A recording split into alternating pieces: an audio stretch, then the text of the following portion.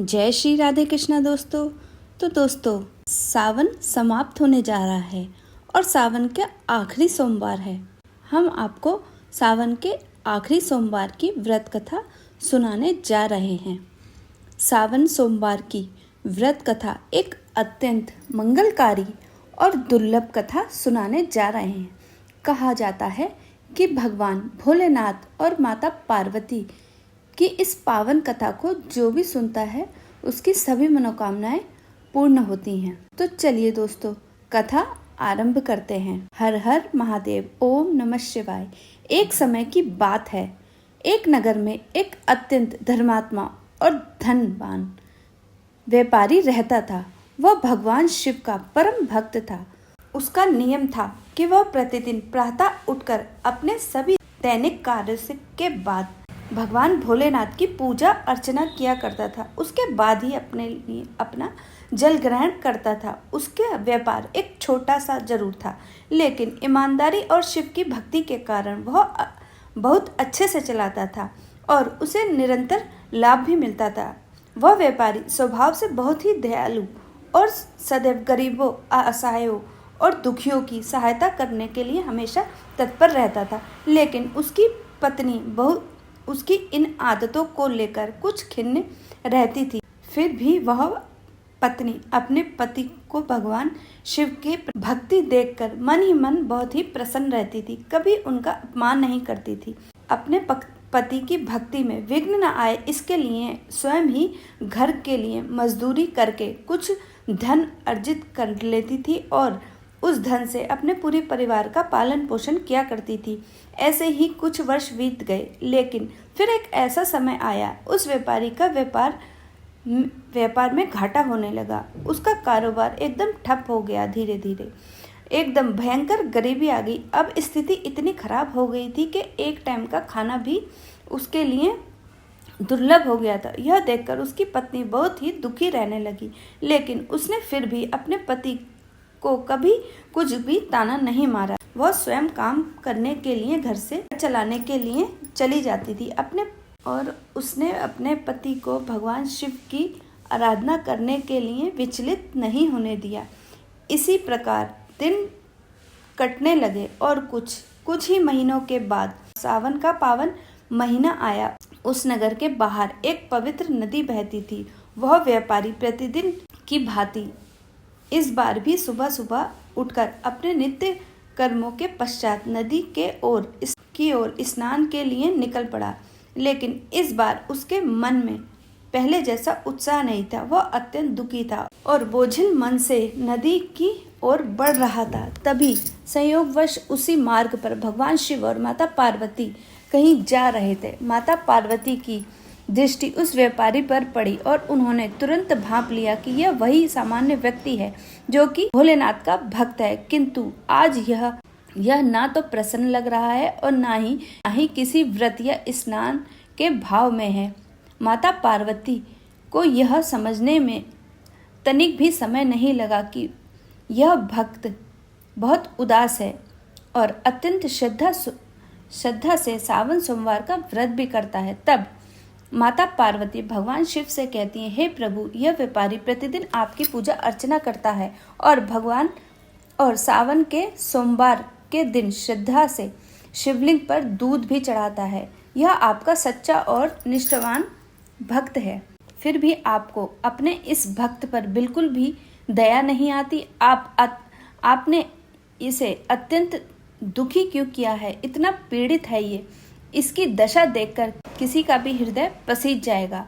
फिर भी आप तो स्वयं करुणा के सागर हैं। माता पार्वती जी के ऐसे करुणा में भारी वचन सुनकर भगवान भोलेनाथ ने हल्की सी मुस्कुराहट के साथ शांत स्वर में उत्तर देते हुए कहा, पार्वती, यह तुम्हारा प्रश्न उचित है, लेकिन तुम्हारा हृदय भक्त वत्सल है। यह सत्य है कि यह व्यापारी मेरा सच्चा भक्त है। उसने कभी भी मुझसे विमुख होकर कोई मार्ग नहीं अपनाया, परंतु यह भी उतना ही सत्य है कि संसार केवल भक्ति से नहीं, कर्म और उसके परिणाम से चलता है। उस व्यापारी ने अपने पूर्व जन्मों में कुछ ऐसे कर्म किए थे जो इस जन्म में उसका पीछा नहीं छोड़ रहे हैं।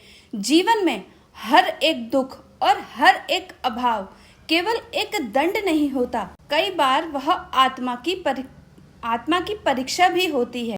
मैं अपने हर भक्तों को उसकी शक्ति और सहनशीलता के अनुसार ही भलाई के लिए एक परीक्षा में डालता हूँ, किंतु अब समय पूर्ण हो चुका है। उस व्यापारी की परीक्षा समाप्त हो चुकी है। उसने अपने कष्टों के बीच में जो भक्ति निभाई है वही उसकी सबसे बड़ी सिद्धि है। अब मैं स्वयं उसके जीवन में प्रकाश लाने जा रहा हूँ। उसका अंधकार समाप्त हो गया है और मेरी कृपा से उसका जीवन फिर से समृद्ध होगा। चलो देवी, अब समय है उस भक्त को उसके विश्वास का प्रत्यक्ष फल देने का। हे देवी पार्वती, आप निश्चित रहिए, अभी तक इस व्यापारी ने मेरे शिवलिंग पर जितने भी बेलपत्र अर्पित किए हैं, उन्हीं बेलपत्रों की शक्ति से कल की रात्रि में वह धनवान हो जाएगा। उसकी भक्ति की अब और मैं परीक्षा नहीं लूंगा। अब उसका भाग्य स्वयं ही उसकी तपस्या के आगे झुकने वाला है। इतना कहकर भगवान भोलेनाथ मंद मंद मुस्कान के साथ पार्वती जी के साथ वहां से अंतर्ध्यान हो गए। उनके जाने के पश्चात वातावरण पुनः सामान्य हो जाता है।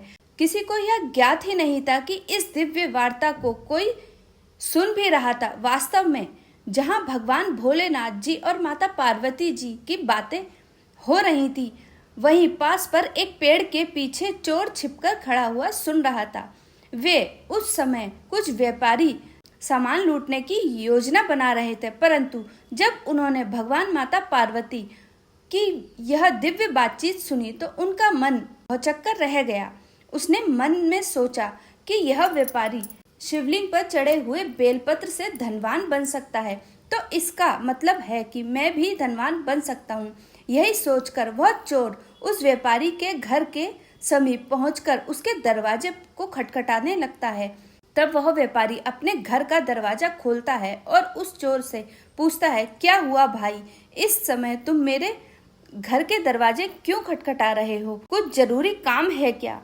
फिर वो चोर हल्का सा मुस्कुराते हुए जवाब देता है कि हे भाई, क्या तुम मुझे अभी तक शिवलिंग पर चढ़ाए हुए बेलपत्र दे सकते हो?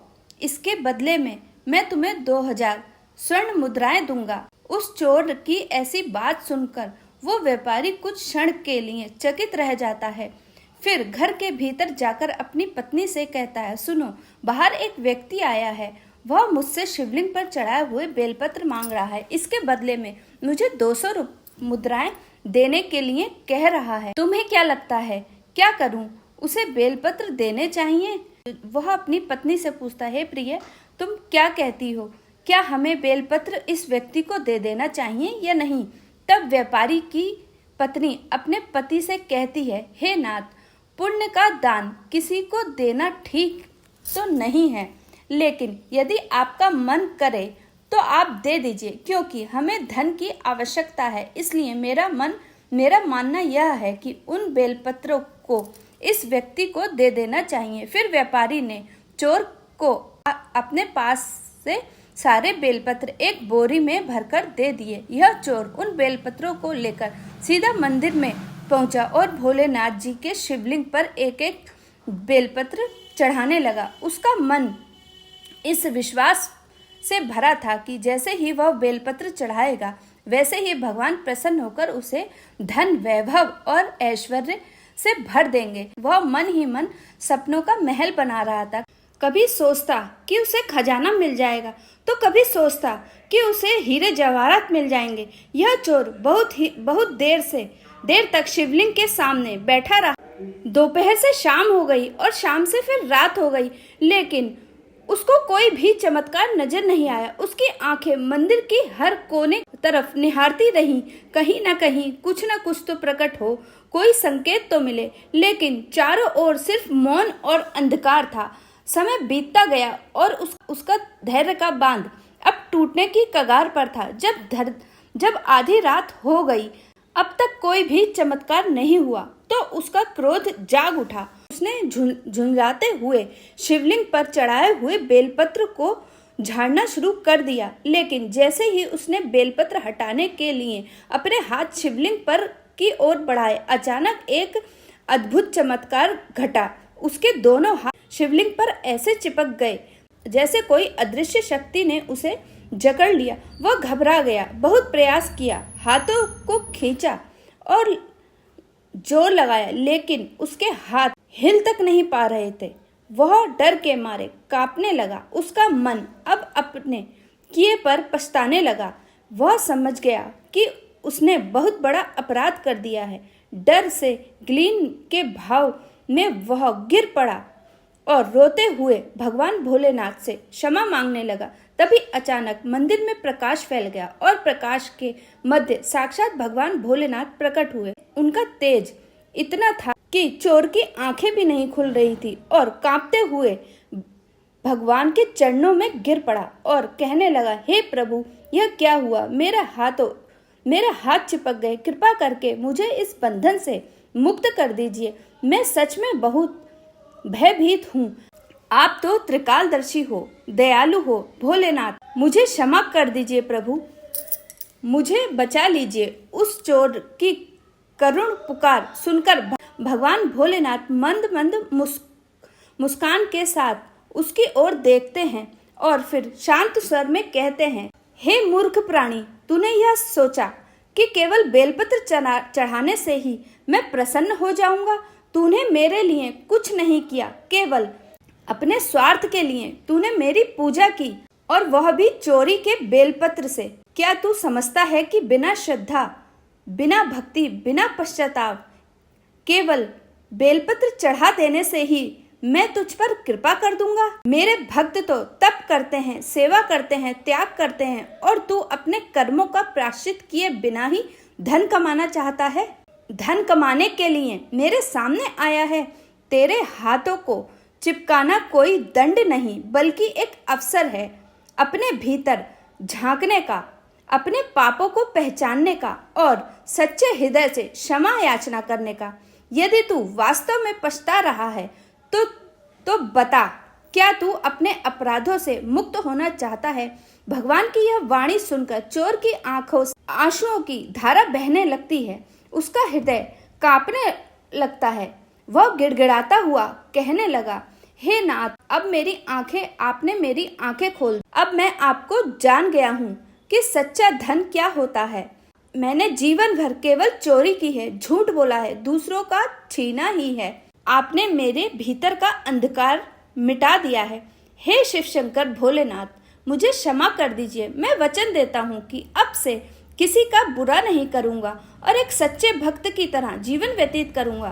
तब भगवान भोलेनाथ कहते हैं, लालची मनुष्य, आज तूने जिस व्यापारी के यहाँ बेलपत्र खरीदे हैं, पहले तो तू उसे 5,000 स्वर्ण मुद्राएं दे के आ, तभी तेरे हाथ शिवलिंग से मुक्त होंगे। इतना कहकर भगवान भोले वहां से अंतर्ध्यान हो गए। अगले दिन जब वह व्यापारी मंदिर में पूजा अर्चना के लिए आता है, तब यह देखकर चकित रह जाता है कि वही व्यक्ति जिसने उससे 200 स्वर्ण मुद्राएं देकर बेलपत्र खरीदे थे, उसके हाथ शिवलिंग पर चिपके हुए हैं और यह अत्यंत पीड़ा में जोर जोर से विलाप कर रहा है। तब वह व्यापारी उसके पास जाकर आश्चर्य से पूछता है, अरे भाई, तुम्हारे हाथ शिवलिंग पर कैसे चिपक गए? यह देखकर व्यापारी ने आश्चर्य से पूछा। उस व्यापारी से कहता है, भाई, यह सब मेरे पापों का फल है। मैं तुमसे सारी बात बताऊंगा, लेकिन उसके पहले कृपया अति शीघ्रता से मेरे घर जाइए और मेरे पुत्र से कहिए कि वह 5,000 स्वर्ण मुद्राएं लेकर तुरंत यहाँ आ जाए। चोर की यह विनती सुनकर व्यापारी तुरंत उसके घर जाता है और उसके पुत्र से सारी स्थिति बताकर कहता है, तुम्हारे पिता संकट में है। भगवान की आज्ञा से उनके शिवलिंग पर चिपक गए हैं। उन्होंने कहा कि तुम 5,000 स्वर्ण मुद्राएं लेकर मेरे साथ चलो। यह सुनकर चोर का पुत्र व्याकुल हो उठा।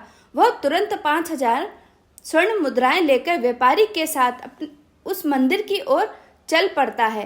तब दोनों वहां पहुंचते हैं तो वह चोर अपने पुत्र से कहता है, बेटा यह 5,000 स्वर्ण मुद्रा इस व्यापारी को दे दो जिसके साथ मैंने छल किया था, वही मेरी मुक्ति का मार्ग है। उसका पुत्र अपने पिता की बात मान लेता है और उन 5,000 स्वर्ण मुद्राओं को व्यापारी को सौंप देता है। जैसे ही व्यापारी स्वर्ण मुद्राएं स्वीकार करता है, अचानक उस चमत्कार को देखकर चोर विस्मित रह जाता है और तुरंत व्यापारी के चरण में गिरकर क्षमा मांगता है। फिर वह पूरे हृदय से भगवान भोलेनाथ की स्तुति करता है और सच्चे पश्चाताप के साथ अपना अपराध स्वीकार करता है। यह सारा दृश्य देखकर मंदिर के दिव्य आकाश में बैठी माता पार्वती शिवजी से कोमल, उसने निस्वार्थ भाव से आपकी सेवा की है, चोर की सहायता की है, आपके कहे अनुसार धर्म निभाया है, फिर भी उसे कुछ फल प्राप्त नहीं हुआ है। माता पार्वती जी की वाणी में करुणा और जिज्ञासा दोनों ही थी। माता की यह बात सुनकर भगवान भोलेनाथ मंद मुस्कान के साथ उनकी ओर देखते हैं और शांत भाव से उत्तर देते हैं, हे देवी, मेरे पास कौन सा धन है जो मैं उसको दूंगा, लेकिन अब मेरा भक्त गरीब भी नहीं रहा। इसका परिणाम आप स्वयं देख। अगर आपको हमारी यह कथा पसंद आती है तो एक लाइक और एक शेयर जरूर करिएगा और एक प्यारा सा कमेंट जरूर करिएगा। तो मिलते हैं इसी तरह की एक और नई जानकारी के साथ। तब तक के लिए जय श्री राधे कृष्णा। ओम नमः।